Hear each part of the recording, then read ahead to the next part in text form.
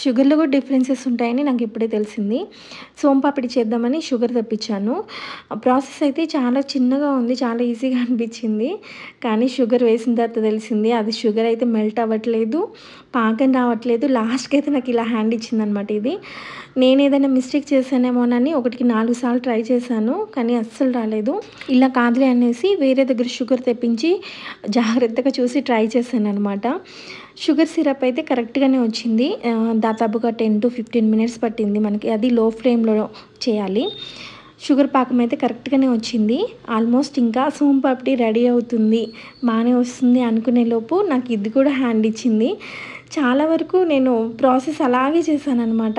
ఎంతసేపు ట్రై చేశానో కూడా తెలీదు. లాస్ట్‌కి అది కూడా సరిగ్గా రాలేదనమాట. ఆఖరికి ఏదో వీడియోలో కార్న్‌ఫ్లోర్ పౌడర్ కూడా వేసి ట్రై చేశారు.